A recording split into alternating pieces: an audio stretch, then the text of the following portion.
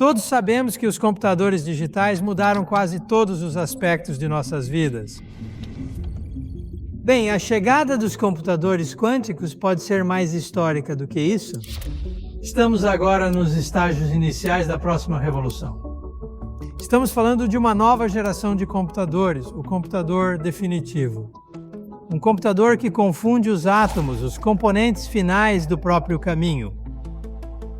A questão é, quem está envolvido nesta corrida para aperfeiçoar um computador quântico? A resposta é que todos se beneficiarão. Todos os grandes jogadores estão envolvidos nesta corrida, porque se não o fizerem, o Vale do Silício pode se tornar o próximo cinturão de ferrugem. Além disso, qualquer um que esteja interessado em uma sensação de segurança estará interessado em computadores quânticos. Eles possuem a capacidade de quebrar praticamente qualquer código que utilize tecnologia digital existente. É por esta razão que o FBI, a CIA e todos os governos ao redor do mundo estão monitorando isso com bastante atenção. Os computadores quânticos vão mudar tudo. A economia, como resolvemos problemas, a forma como interagimos com o universo, o computador quântico estará lá. Sou o Dr. Michio Kaku, professor de Física Teórica na CUNY e autor de Quantum Supremacy, um livro sobre a ascensão dos computadores quânticos.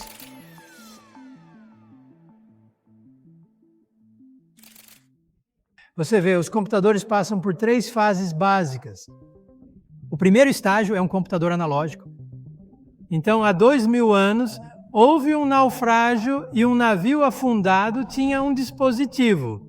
Quando você escova a poeira e os detritos, você começa a perceber que é uma máquina extremamente complexa. Na realidade, este foi o primeiro computador analógico da história e foi projetado especificamente para mapear os movimentos da Lua, do Sol e dos diferentes planetas de nosso sistema solar para simular o universo. Mas à medida que nós, as pessoas primitivas, nos tornamos mais prósperos, temos que contar. Calcule quantas vacas você possui, avalie quanto dinheiro você gerou. Os computadores analógicos podem ser construídos a partir de bastões, ossos ou qualquer outro objeto que necessite ser contado. E assim continuou por milhares de anos, até que finalmente vimos o trabalho de Charles Babbage. Ele criou o computador analógico definitivo com centenas de engrenagens, alavancas e polhas.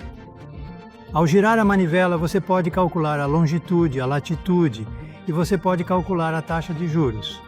Para o setor bancário e para os negócios, possuir tal ferramenta é muito valioso. Então eclodiu a Segunda Guerra Mundial. A máquina do Babbage é demasiado primitiva para decifrar o código alemão.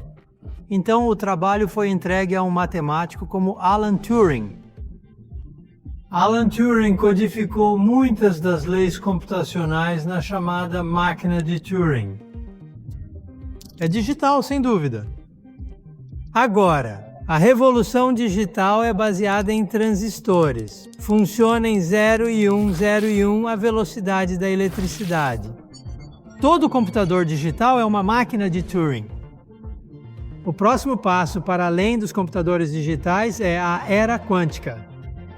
Richard Feynman, um dos pioneiros da eletrodinâmica quântica e visionário contemporâneo, fez a si mesmo uma pergunta muito simples: quão diminuto pode ser um transistor? Ele deduziu que o transistor ideal seria um átomo capaz de controlar o fluxo da corrente elétrica, não apenas ligando ou desligando, mas também tudo intermediário. Temos que ir ao computador quântico. Um computador que utiliza átomos para calcular em lugar de transistores. Os transistores operam com base no 0 e 1. A realidade não segue essa lógica. A realidade fundamenta-se em elétrons e partículas, que por sua vez comportam-se como ondas. Dessa forma, é necessário ter um novo conjunto de matemática para analisar as ondas que compõem as moléculas. É aí que entram os computadores quânticos. Eles são baseados em eletrônicos. E esses elétrons, por que eles têm tanta capacidade de computação? Porque podem estar em 2 lugares ao mesmo tempo. É por isso que os computadores quânticos são poderosos. Eles calculam não apenas um universo, mas também um número infinito de universos paralelos.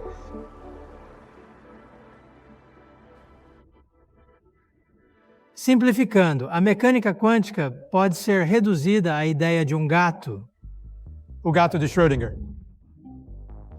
Vamos pegar uma caixa. Colocamos um gato dentro dessa caixa e a questão que surge é: o gato está vivo ou morto? A menos que você abra a caixa, você não sabe que ela está viva e morta ao mesmo tempo. É uma superposição de dois estados. Em outras palavras, o universo foi dividido em dois. O gato está vivo. Em outro universo, o gato morreu. Basicamente, essa é a premissa da teoria quântica, onde um gato pode existir em dois estados ao mesmo tempo até que seja feita uma medição. Na verdade, em um número qualquer de estados, um gato pode estar morto, vivo, brincando, saltando de lado, doente, entre vários outros. Por que mencionaria isso? Porque isso resume o poder dos computadores quânticos. Os computadores quânticos calculam em universos paralelos. É por isso que eles são tão poderosos.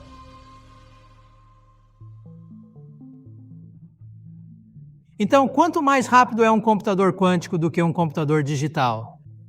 Em princípio, infinitamente rápido. Quando falamos de computadores digitais, podemos medir sua capacidade em bits. Por exemplo, uma rotação para cima, uma rotação para baixo, 1 0 e 1 formariam um bit de um grande computador digital. Não estamos falando de bilhões de bits simulados por transistores. Exceto que hoje em dia os computadores quânticos não falam apenas de spin-up ou spin-down, mas de tudo no meio. Isso é chamado de qubit. Um qubit representa todas as possibilidades de rotação para cima e para baixo de um objeto. Milhares de qubits agora podem ser modelados com computadores quânticos de última geração. Eventualmente queremos chegar a 1 milhão, então estamos falando de uma capacidade além dos computadores digitais comuns. Isso é chamado de supremacia quântica. Neste ponto, os computadores quânticos podem superar os computadores digitais em uma determinada tarefa. Nós passamos isso há anos, mas queríamos uma máquina capaz de superar as capacidades de qualquer computador digital. Ainda não chegamos lá, mas estamos muito perto. O problema número 1 que os computadores quânticos enfrentam é o problema da descoerência. Tudo é fundamentalmente baseado em partículas subatômicas, como elétrons, que possuem ondas associadas a elas. Quando essas ondas vibram uniformemente, isso é chamado de coerência. Então você pode fazer cálculos sobre as propriedades da mecânica quântica. Mas se você perder a consistência, então tudo vibra em uma frequência diferente. Como é que se chama isso? O barulho. É necessário reduzir a temperatura a níveis próximos do zero absoluto. Nessas condições, tudo vibra de uma forma lenta e consistente. Isso é difícil? Agora a natureza resolveu o problema. Esse é o alicerce de toda a vida existente na Terra. Por exemplo, a fotossíntese é um processo mecânico quântico. A própria mãe natureza consegue manter a consistência em temperaturas ambientais. Isso é incrível. Uma flor pode fazer cálculos que os nossos computadores quânticos mais avançados não podem fazer. Quando se trata de teoria quântica, a natureza ainda é mais inteligente que nós.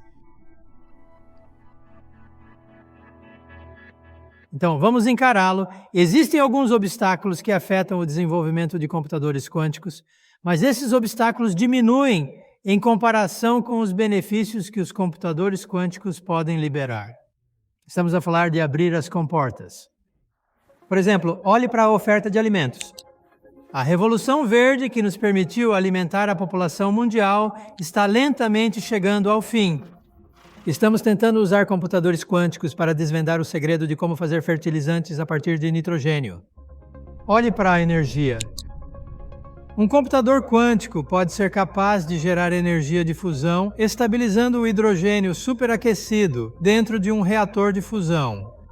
Dê uma boa olhada na medicina. Você percebe que a vida é baseada em moléculas. Moléculas que podem criar doença de Alzheimer, doença de Parkinson, câncer. Essas doenças estão fora do alcance dos computadores digitais, mas ei, é para isso que os computadores quânticos fazem. Seremos capazes de modelar doenças a nível molecular e é por isso que queremos usar computadores quânticos para curar doenças incuráveis. Estamos a falar de uma completa disrupção na área da medicina. Minha esperança pessoal para um computador quântico é que possamos criar uma teoria do universo como um todo, uma teoria que Einstein não conseguiu entender, uma teoria que possa explicar a evolução de buracos negros, supernovas e galáxias. No entanto, essas equações são complexas a ponto de ninguém, absolutamente ninguém, ser capaz de resolvê-las. Talvez esses problemas sejam resolvidos na memória de um computador quântico.